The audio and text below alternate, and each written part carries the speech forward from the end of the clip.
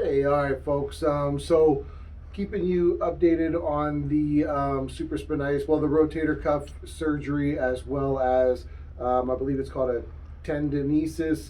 It's where they realized that the top tendon of my long bicep head was frayed. So they just decided to cut that and reattach that just because, if I'm working out, a year down the road, I don't want to have to go through this procedure again and be out another 4 to 6 months. So, again, we're trying to keep you up to date so you have a good series for the 4 to 6 months that it takes to recover from this rotator cuff tenodesis surgery, if I'm pronouncing that correctly. So I had surgery on the 8th of January.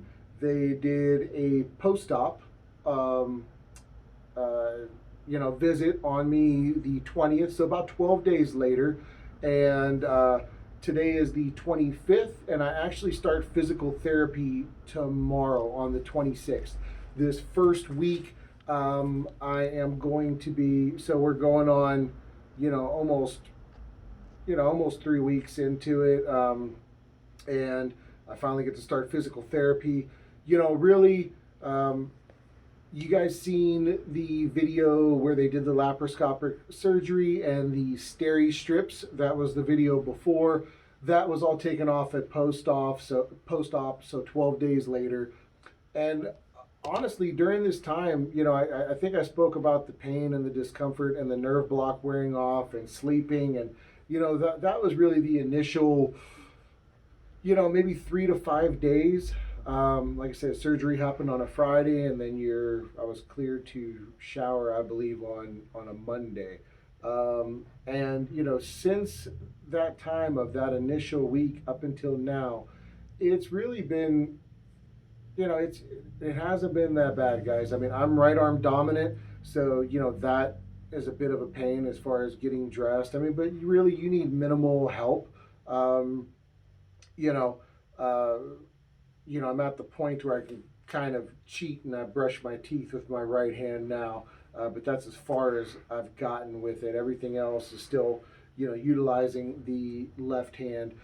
Pain is really not an issue. Sleeping is the most uncomfortable thing, or if you're in a vehicle and you're driving, kind of getting jostled around a little bit, you might feel a little bit of tightness, but I went to the chiropractor's office today and I got adjusted. We did some modified adjustments just because, you can't fully lay on the table and get on both sides and have them do both sides.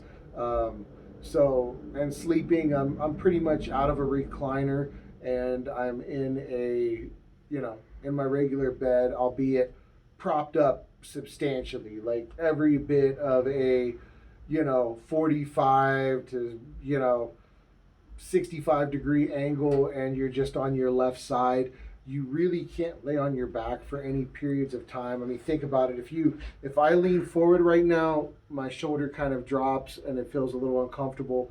If I'm leaning directly on my back, same thing, that shoulder will roll back, and a little bit of discomfort because you have the weight pulling on your sutures and whatnot. I imagine that's what it is, versus being supported in this sling.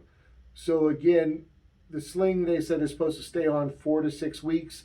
Total recovery from the surgery is 4 to 6 months, from what I've heard. And I guess we'll find out if this sling stays on 4 weeks or 6 weeks. I'll have some more information when I come back from my first PT session, and I'll be including with you guys, what we're doing in PT as well, and I'll kind of demonstrate some of the exercises for you. Not for anybody to preemptively do PT on their own, but just so you can compare maybe with what I'm doing versus what your PT specialist is doing, and maybe ask or compare, or feel free to comment if you've gone through this and you've done a different exercise, and I'll be happy to ask my PT people, like, hey, why aren't we doing this, or should we implement that? So I'm really kind of looking for this to be a comprehensive video series, because nobody ever finishes these things, man. And when you're going through this, you really want to know. So it's been a busy time. We got a new puppy for Christmas, and just running around tracing that guy around half the time. I'm alone by myself. I own my own business, so again, whether the shoulder surgery brought you here, or whether my principal business, the meal prep business, Kitchen Abs, brought you here, that has afforded me, the luxury of kind of being able to work from home, or I have to kind of come in the office. Very, very minimal here. I could not imagine. I mean, if you have a physical job, I don't really see how you're going to do it if you need both hands. If you have a desk job, um, maybe after 2 weeks, but a lot of it just depends on the driving. I mean, if you're right arm dominant, guys, just something as simple as trying to get your seatbelt on, it's a little bit challenging. I have been driving, but I decided to pick where I drive to. I pick really short distances, because again, I really can't get the seatbelt over. It's just difficult to maneuver. So I'm just trying to heal up, take it easy. I have been to the gym several times. I've done legs, obviously no squats because I can't rest on my shoulders. Just, leg extensions, doing some hamstring work, calf work. And as soon as the jarring movements don't really cause me much discomfort anymore, I think I'll start in on a bit of a stair stepper or some other cardio. Hopefully this brings you guys up to speed, and we'll have another video here for you next week. Thank you.